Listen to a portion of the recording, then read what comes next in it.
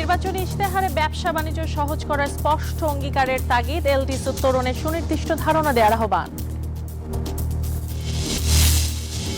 একনেকে ৪৫,১৯১ কোটি টাকা ব্যয়ে ২৫টি প্রকল্প অনুমোদন। রূপপুর বিদ্যুৎ কেন্দ্র প্রকল্পে ব্যয় বাড়ল ২৫,৫০০ কোটি টাকা।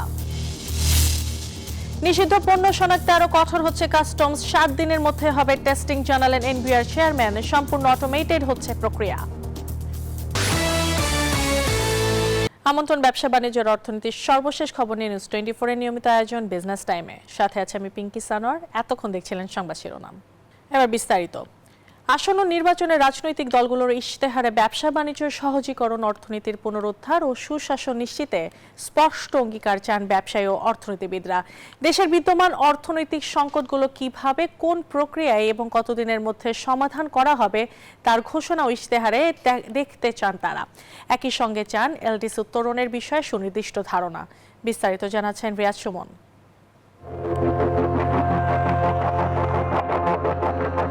জাতীয় সংসদ নির্বাচন দেশের সাধারণ মানুষের কাছে বরাবরই ভোট উৎসব। তবে ভোটের আগে সবার নজর থাকে রাজনৈতিক দলগুলোর নির্বাচনী ইশতেহারে। কেননা দেশের আর্থসামাজিক উন্নয়ন তথা মানুষের ভাগ্য বদলে কোন দল কিভাবে কাজ করবে তার প্রাথমিক ধারণা পাওয়া যায় ইশতেহারে। যদিও ক্ষমতায় বসার পর ঘোষিত অনেক প্রতিশ্রুতির কথাই ভুলে যান রাজনৈতিক দলের নেতারা। এমন বাস্তবতায় আগামী ১২ ফেব্রুয়ারি অনুষ্ঠিত হতে যাওয়া ত্রয়োদশ জাতীয় সংসদ নির্বাচনে ভোটারদের সমর্থন পেতে মাঠে নেমেছে রাজনৈতিক দলগুলো। প্রস্তুত হচ্ছে দলীয় নির্বাচনী ইশতেহারও। আর সেখানে চোখ ব্যবসায়ীদের।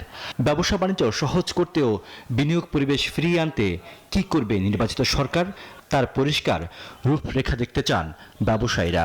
অর্থনৈতিক একটা চ্যাপ্টার ইশতেহারে থাকবে, সেই চ্যাপ্টারে ওনারা বলবেন যে ওনারা কি কি করবেন, প্রায়োরিটি কি, অর্থনৈতিক ক্ষেত্রে যে সংস্কার, ইজ অফ ডুইং বিজনেস সহজীকরণের এই বিষয়গুলি খুব গুরুত্বপূর্ণ বলে আমরা মনে করছি।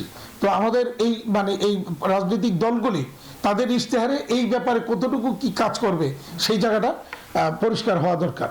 মুক্ত বাণিজ্য চুক্তি, অর্থায়ন সংকট, রপ্তানির বাধা দূর করা এবং এলডিসি গ্র্যাজুয়েশন সহ বিভিন্ন বিষয়ে ইশতেহারে দৃঢ় অঙ্গীকার থাকবে এমন প্রত্যাশাও শিল্প উদ্যোক্তাদের। আমরা আশা করব যে ট্রেড এগ্রিমেন্টগুলো হবে, এলডিসি গ্র্যাজুয়েশন থেকে বের হয়ে আসার জন্য একটি টাস্ক ফোর্স গঠন করা হবে। আমাদের যে পলিসি সাপোর্টগুলো দরকার সেই পলিসি সাপোর্টগুলো আমরা পাবো। যাতে করে ইশতেহারে আমাদের রপ্তানি সেক্টরকে প্রাধান্য দিয়ে এ ধরনের কিছু পলিসি সাপোর্ট ইনক্লুড করা হয়। অতীতে নির্বাচনী ইশতেহারে উচ্চাভিলাষী ধারণা এবং ধোঁয়াশা ছিল উল্লেখ করে পুঞ্জীভূত অর্থনীতির চ্যালেঞ্জ মোকাবেলায় ইশতেহারে সুনির্দিষ্ট কর্মপরিকল্পনা ও প্রক্রিয়াগুলো কি হবে তা স্পষ্ট করা প্রয়োজন। ইশতেহারে বলি যে আমরা বাংলাদেশের অর্থনীতিকে উন্নত করব, সেটার জন্য বিভিন্ন পদক্ষেপ গ্রহণ করব, এই কথাটা বললে তো হবে না। তাহলে সেটা কিভাবে তারা করবেন, সেটা করতে যে কোন কোন জায়গাগুলোতে তারা অর্থায়ন করবেন, সেই সব বিষয়গুলোকে তাদের অগ্রাধিকার ভিত্তিতে তাদের সুনির্দিষ্ট করতে হবে। এছাড়া দুর্নীতিমুক্ত প্রশাসন গড়ে তোলা এবং অভ্যন্তরীণ আয় বৃদ্ধি করে ঋণ নির্ভরতা থেকে বের হওয়ার পথরেখা প্রস্তুতের পরামর্শ দেন বিশ্লেষকরা। উচ্চ মূল্যস্ফীতি, উচ্চ সুদহার, বিনিয়োগ খরা, দারিদ্র্যের হার বৃদ্ধি, রপ্তানি আয়ে ধস, এমনিভাবে অর্থনীতির বিভিন্ন সূচক রয়েছে নিম্নমুখী পর্যায়ে। সেই সঙ্গে আছে রাজনৈতিক অনিশ্চয়তা। এমন বাস্তবতায় দরজায় কড়া নাড়ছে ত্রয়োদশ জাতীয় সংসদ নির্বাচন। ব্যবসায়ী এবং অর্থনীতিবিদরা বলছেন, একটি অবাধ, সুষ্ঠু এবং নিরপেক্ষ নির্বাচন যেমন দূর করবে রাজনৈতিক অনিশ্চয়তা, তেমনি গতি আনবে অর্থনীতিতে। রিয়াজ সুমন, নিউজ 24, ঢাকা।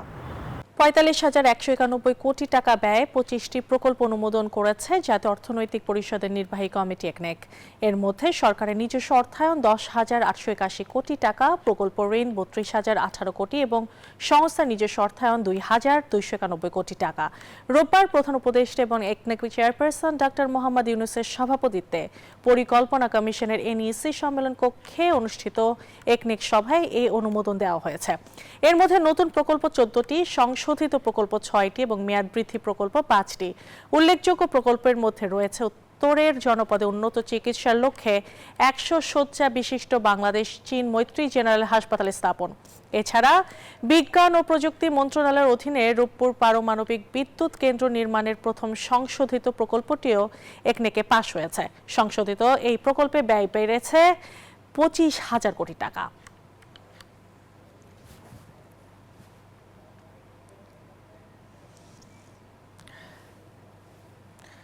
নিষিদ্ধ পণ্য শনাক্তে আরো কঠোর হচ্ছে কাস্টমস। এখন থেকে 7 দিনের মধ্যে পণ্য টেস্টিং করতে কাজ করছে কাস্টমস। আন্তর্জাতিক কাস্টমস দিবসের আলোচনায় কথা জানিয়েছেন এনবিআর চেয়ারম্যান আব্দুর রহমান খান। এছাড়া একই সঙ্গে বৈধ পণ্য দ্রুত খালাসে কাস্টমস ব্যবস্থাকে সম্পূর্ণ অটোমেটেড করার উদ্যোগ নেওয়া হয়েছে বলেও জানান এনবিআর চেয়ারম্যান।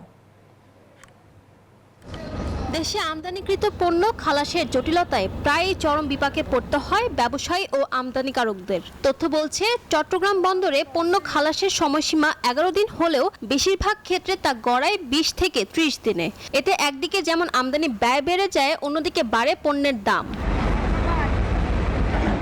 এমন বাস্তবতায় নিষিদ্ধ আমদানি পণ্য শনাক্ত এবং বৈধ পণ্য দ্রুত খালাসে কাস্টমস ব্যবস্থাকে সম্পূর্ণ অটোমেটেড করতে যাচ্ছে জাতীয় রাজস্ব বোর্ড এনবিআর। রোববার এনবিআর ভবনে আন্তর্জাতিক কাস্টমস দিবসের আলোচনায় সংস্থাটির চেয়ারম্যান জানান, আন্তর্জাতিক বাজারের সঙ্গে পণ্যের মূল্য নির্ধারণ করে আন্ডার ইনভয়েসিং রোধের প্রক্রিয়াও হাতে নেওয়া হয়েছে। আমরা বাংলাদেশ ব্যাংকের সাথে কমার্শিয়াল ইনভয়েসের একটা ইন্টিগ্রেশনের কাজ এখন চলছে। বন্দরের যে অটো সিস্টেম আছে তার সাথে আমাদের এসএগুলোর ইন্টিগ্রেশন আমরা করার চেষ্টা করছি। এগুলো যদি আমরা ঠিকমতো করতে পারি তাহলে স্বাভাবিকভাবেই মালামাল খালাসে আরো বড় আকারে গতি পাবে। এনবিআর চেয়ারম্যান বলেন, আমদানিতে স্বচ্ছতা আনতে তথ্যের অবাধ সরবরাহ নিশ্চিত করতে চায় তার সংস্থা। এ লক্ষ্যে সরকারি সকল দপ্তরের সঙ্গে সংযোগ স্থাপনে কাজ করছে এনবিআর। আমাদের সাথে আমাদের ট্যাক্স পেয়ারদের সরাসরি যোগাযোগ যত কম হবে, ডিসটেন্স যত বেশি হবে, ওনারা ওনাদের জায়গা থেকে বসে ওনাদের ডিমান্ড করবে, আমরা আমাদের ডিমান্ডগুলো বের করব। এই যে স্বচ্ছতাটা নিশ্চিত করা সম্ভব হবে এবং অভিযোগগুলো অনেক কমে যাবে, ওনারা রিয়েল টাইম পাবে, দ্রুততম সময়ের মধ্যে পাবে, সেটাই আমাদের ইচ্ছা। এ সময় এনবিআর চেয়ারম্যান বলেন, মানি লন্ডারিং সহ সব ধরনের অবৈধ কর্মকাণ্ড প্রতিরোধে কাজ করছে এনবিআর। সেই সাথে এনবিআর এর অটোমেশনে দেশীয় পরামর্শকরাই নিয়োগ পাবেন বলেও আশ্বস্ত করেন তিনি।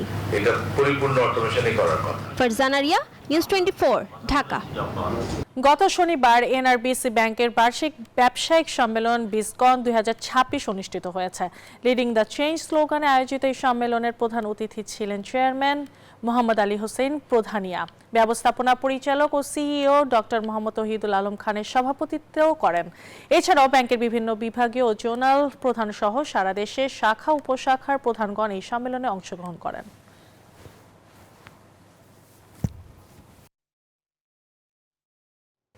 আর এই ছিল বিজনেস টাইম এখনকার মতো আয়োজন। এতক্ষণ সাথে থাকার জন্য ধন্যবাদ সবাইকে।